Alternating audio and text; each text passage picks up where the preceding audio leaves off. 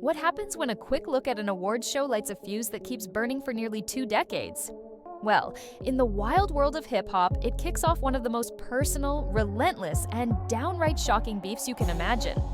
We're diving into Rick Ross versus 50 Cent, a feud that's way more than just diss tracks. This battle has spilled into courtrooms, messed with family lives, and seriously rocked their public images. This isn't just about music, folks. It's a whole saga of ego, authenticity, and a stunning willingness to cross pretty much any line. Picture this. It's 2008 at the BET Hip Hop Awards. Rick Ross, who was rapidly ascending in the rap game, supposedly felt a negative vibe from the way Curtis 50 Cent Jackson looked at him. For Ross, this perceived slight, however small, planted a seed. At this point, Rick Ross was enjoying a major career surge, dropping hit albums and solidifying his formidable reputation. On the other side, 50 Cent, already a dominant force in hip-hop and known for never backing down, later stated he didn't even remember seeing Ross there. "I ain't never had a confrontation with these numphiches," 50 Cent claimed, essentially dismissing any encounter. 50 wasn't just famous for his music. His reputation for ruthlessly handling beefs was well established from numerous previous conflicts. This tiny moment, which could have been forgotten, instead simmered. Then, January 2009 arrived, and Rick Ross dropped Mafia Music. On this track, Ross wasn't just rapping, he was throwing direct personal lyrical punches. One line in particular hit hard and was almost universally seen as a straight shot at 50 Cent, referencing 50's child support situation. This wasn't a vague diss. Rick Ross made it clear, deliberate, and designed to provoke. A line had unmistakably been crossed by Ross. What might have been a private grievance was now public, embedded in a track for all to hear. 50 Cent, never one to shy away from conflict, heard Ross's challenge loud and clear. A response from 50 wasn't just expected, it was a certainty. That alleged look at the awards show, the one 50 Cent said he didn't recall, it was now inextricably linked to Rick Ross's public diss. The battle lines were officially drawn. Rick Ross, still relatively new compared to 50 Cent, had boldly provoked an industry giant. This act by Ross was more than a casual name drop. It was a strategic move that formally initiated one of hip-hop's longest and most bitter rivalries, setting the stage for years of escalating attacks that would transcend music. That initial spark from Ross had caught, and things were about to explode. With Rick Ross firing the first shot with Mafia Music, 50 Cent prepared his comeback. 50's strategy wasn't just to respond, it was to dismantle Ross. One of 50 Cent's most damaging tactics was uncovering and relentlessly publicizing Rick Ross's past as a correctional officer in Florida. In the realm of street-certified rap, where authenticity is paramount, this revelation from 50 Cent was a bombshell. 50 Cent didn't just release the information, he weaponized it, coining the derisive nickname Officer Ricky. This label, promoted by 50 Cent through skits, cartoons, and ceaseless online ridicule, struck directly at the core of Rick Ross's carefully cultivated image as a drug kingpin, the boss. The Officer Ricky campaign, orchestrated by 50 Cent, was brutally effective. It wove a narrative that Rick Ross was an imposter, his tough guy persona a mere act, starkly contrasting with his former law enforcement career. For years, Rick Ross largely avoided directly addressing his past as a correctional officer. His deflections, denials, or simple refusal to comment only added fuel to 50 Cent's fire, intensifying public speculation. The constant attacks from 50 Cent, hammering this perceived hypocrisy, genuinely threatened to derail Rick Ross's career. Many observers questioned if Ross could survive such a direct assault on his credibility, a cornerstone of his brand. The pressure from 50 Cent's campaign continued to mount. It wasn't until 2014, a full 5 years after Officer Ricky was unleashed by 50, that Rick Ross finally, and quite subtly, addressed his past. On his track, Rich is Gangsta, Ross included lines that many interpreted as an admission, framing his old job as a means to an end, a part of his journey. This wasn't a grand press conference from Ross, but it was an acknowledgement, his way of integrating this controversial piece of his history into his narrative on his own terms. Although the Officer Ricky expose initiated by 50 Cent undeniably damaged Rick Ross's street credibility, it didn't completely destroy his career as many, perhaps even 50 Cent himself, had anticipated. Ross continued to release music, and a significant portion of his fanbase either disregarded the controversy or overlooked it due to their appreciation for his music. Nevertheless, the Officer Ricky chapter remains a defining element of this beef. It highlighted 50 Cent's proficiency in exploiting an opponent's vulnerabilities and represented a massive challenge that Rick Ross had to overcome to maintain his standing in the music industry. This phase proved the feud was psychological warfare, with 50 Cent aiming to strategically demolish Ross's image. As the beef intensified, it became evident that no target was off limits, especially for 50 Cent. 50 Cent elevated the conflict by delving into Rick Ross's personal life, specifically targeting the mothers of Ross's children. In a calculated move to inflict maximum pain on Ross, 50 Cent interviewed Tia Kemp, the mother of one of Rick Ross's children.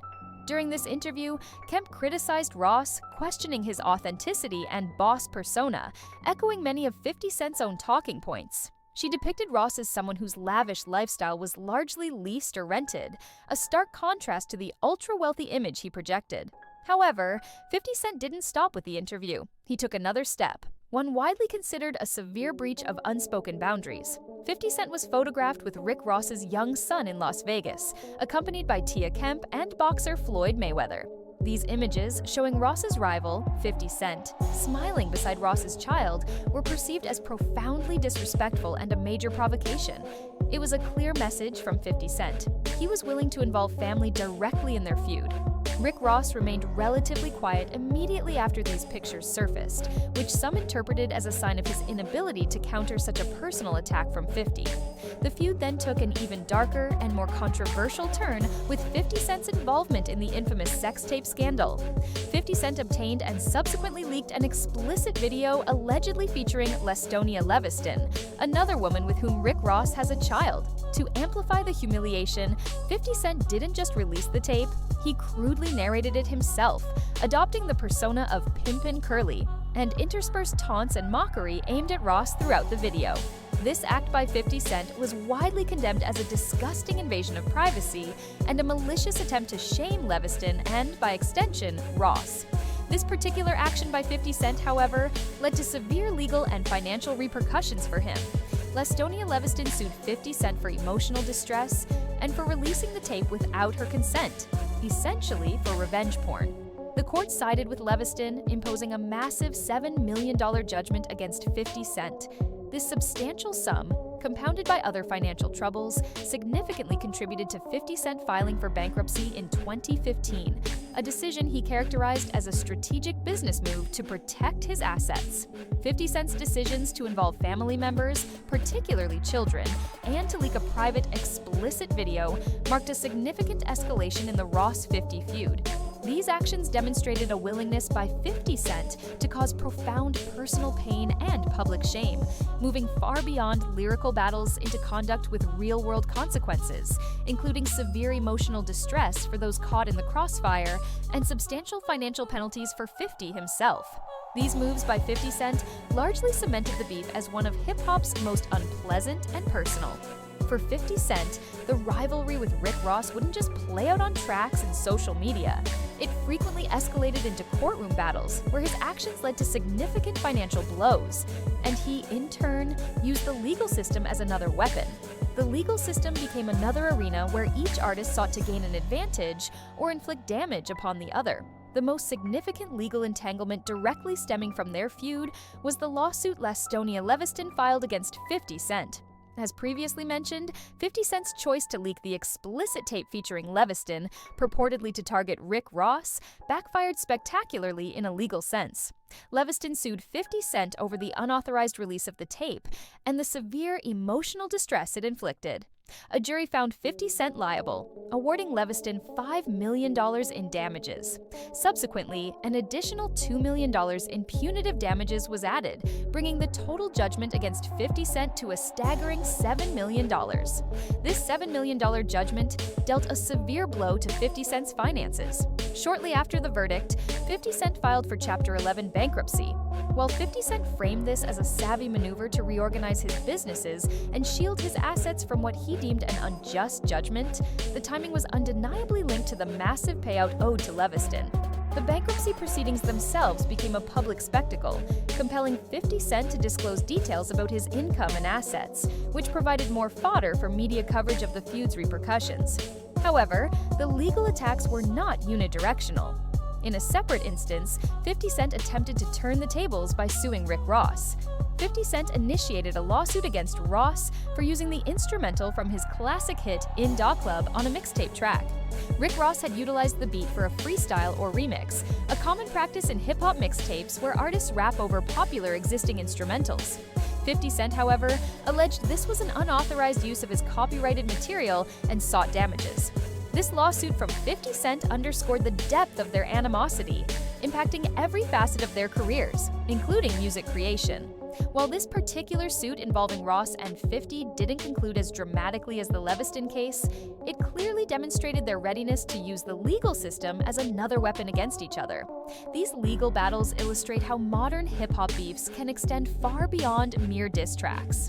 The courtroom became an additional stage for their conflict, leading to serious financial and personal repercussions. The Leviston lawsuit against 50 Cent in particular served as a stark warning about the potential consequences when personal attacks go too far, resulting in a multi-million-dollar judgment and a high-profile bankruptcy for 50. In this instance, the law delivered a verdict that resonated almost as powerfully as any diss track. Years have passed, yet for Rick Ross, the beef with 50 Cent continues to smolder, with Ross himself ensuring it periodically erupts, proving there's no resolution in sight from his perspective. It truly seems there's no resolution in sight, with both Rick Ross and 50 Cent apparently willing to reignite the feud whenever an opportunity arises. Late in 2023, the rivalry flared up again when 50 Cent, known for his incisive online trolling, targeted the first week sales numbers of Too Good to Be True, a collaborative album by Rick Ross and Meek Mill. 50 Cent publicly ridiculed the album for reportedly selling only 31,000 copies, a figure he clearly considered lackluster. Rick Ross, never one to absorb a shot without retaliating, fired back with personal digs. Ross alleged that 50 Cent's girlfriend, Cuban Link, was supposedly signed to Meek Mill's label Dream Chasers, implying a messy and potentially embarrassing connection for 50. Ross taunted, "She'd been a Dream Chasers bitch for many years, still is." The animosity carried over into early 2025, with even more vicious and personal attacks. In March 2025, Rick Ross significantly escalated his verbal assault on 50 Cent. Ross made inflammatory comments that included references to 50 Cent's late mother, Sabrina Jackson, who tragically died in a house fire when 50 was young. This was widely seen as Ross crossing a profoundly personal and painful line, even by the often harsh standards of rap beefs. Ross also mocked 50 Cent's ambitious G-Unit film studio project in Shreveport, Louisiana, suggesting 50 was struggling financially to complete it. "Boy, I see you struggling making that G-Unit film studio out there in Louisiana. Where that cheapest land at?" Ross jeered, questioning the delays and claiming 50 couldn't secure loans. Rick Ross then threatened to buy 50 Cent's master recordings, a serious power move aimed at 50's artistic legacy and control. This particular flare-up in early 2025 was reportedly triggered by 50 Cent mocking Rick Ross's position as a special guest on the Millennium Tour 2025, headlined by artists like Bow Wow. 50 Cent posted the tour flyer, highlighting Ross's name low on the bill, and sniped, "N-words get quiet when they gotta open for Bow Wow," adding that Ross can't sell a ticket. 50 Cent also dragged Drake into it, implying Ross's hits were solely due to collaborations with the Canadian superstar. Rick Ross's fiery response included ridiculing 50's associates, Tony Yayo and Uncle Murda. The exchange also saw Ross pointedly spending time with Big Meech, the figure whose life inspired 50 Cent's BMF series, a move clearly designed to provoke 50. When asked back in 2023 if he and 50 Cent could ever resolve their differences, Rick Ross's answer was succinct and definitive: "I doubt it." This sentiment aptly summarizes the current state of affairs. Nearly 2 decades later, the bitterness remains potent. There's no indication of a truce, no hint that either Ross or 50 desires peace. Instead, the pattern seems to be periods of quiet, followed by fresh rounds of public insults and personal attacks from both sides. this beef has become a permanent feature of their careers, an unyielding undercurrent of hostility. For Rick Ross, this nearly 2-decade-long feud has undeniably defined a significant part of his legacy, showcasing his resilience while also leaving a mark on 50 Cent's reputation and the broader culture of hip-hop beef. For Rick Ross, the Officer Ricky expose orchestrated by 50 Cent posed a serious threat to his entire image and career trajectory. In a genre where street credibility is often paramount, being outed as a former correctional officer could have been a career-ending blow.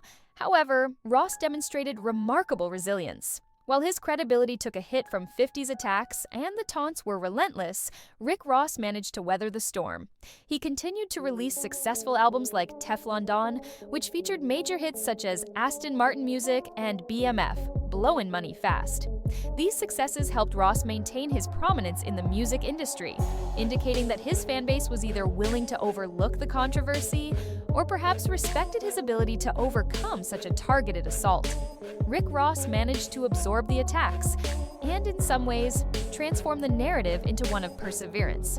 His capacity to continue producing popular music despite such a direct hit on his image is a significant part of his legacy. For 50 Cent, the feud largely reinforced his existing reputation as a ruthless and cunning adversary, someone who would employ extreme measures to dismantle an opponent. 50's tactics, from the Officer Ricky campaign to involving Ross's family and leaking the sex tape, showcased his aggressive approach to conflict. However, these methods employed by 50 Cent came with a cost. The sex tape scandal, in particular, resulted in a $7 million judgment against him and was a contributing factor to his bankruptcy filing, a substantial financial and public relations setback for 50. So, while 50 Cent's reputation as a formidable figure in beefs was solidified, some of his tactics drew criticism for being excessively personal and causing harm to individuals not directly involved in the rap feud, such as Lastonia Leviston. This feud also provides a compelling look at how hip-hop rivalries have evolved in the internet age. The conflict between Ross and 50 Cent extended far beyond diss tracks, incorporating social media takedowns, viral videos, interviews that functioned as attack ads, and full-scale legal battles. It demonstrated how personal lives, family members, and past histories could all become ammunition in a public fight, amplified by the 24/7 news cycle and the rapid dissemination of information online. The sheer duration of the Ross-50 beef is also noteworthy. Many hip-hop feuds burn intensely but briefly before fizzling out. This one, however, has shown incredible longevity, flaring up every few years with new provocations from both Ross and 50. It stands as a prime example of how deep-seated animosity can become seemingly irreparable. Rick Ross's simple "I doubt it" when asked about reconciliation powerfully illustrates this point. Ultimately, the Rick Ross versus 50 Cent controversy has become a significant case study in hip-hop history. It underscores the power of image and narrative, the extreme lengths artists will go to protect or destroy them, and the complex interplay of street credibility, commercial success, and personal vendettas. It's a saga involving both Rick Ross and 50 Cent that has provided endless material for discussion and debate, cementing its place as one of the most intricate and enduring beefs the genre has ever witnessed. So, what do you all think about this never-ending beef between Rick Ross and 50 Cent? Whose tactics do you believe were more effective, and who truly came out on top, if anyone actually did? Drop your thoughts in the comments below. And hey, if you want more deep dives into hip-hop's biggest controversies, make sure you hit that subscribe button and ring the notification bell so you don't miss our next video. From what was supposedly just a sideways glance at an awards show to nearly 20 years of relentless attacks, the feud between Rick Ross and 50 Cent is far more than a mere footnote in hip-hop history. It's a massive, sprawling epic of modern rap rivalries. It's a conflict that has ventured into dark territories, from exhuming past lives with 50 Cent's Officer Ricky campaign against Ross, to dragging family members and intensely private moments into the public sphere by 50 Cent. We've seen careers like Ross's put on the line, reputations like 50's both solidified and scrutinized, and fortunes impacted by multi-million-dollar lawsuits against 50 Cent. Rick Ross, even when confronted with the Officer Ricky expose that could have decimated his career, somehow managed not only to survive but to continue thriving. This resilience speaks to his musical appeal and perhaps to a shift in how fans perceive authenticity. 50 Cent, while undeniably cementing his image as an adversary one wouldn't want to cross, also faced significant financial and public backlash for some of his more extreme tactics. This beef has been a masterclass in strategic character assassination, relentless media manipulation, and the art of the perpetual comeback, enacted by both Rick Ross and 50 Cent. It has shown how personal grudges can become inextricably entangled with professional lives, creating a narrative that keeps us watching and often cringing.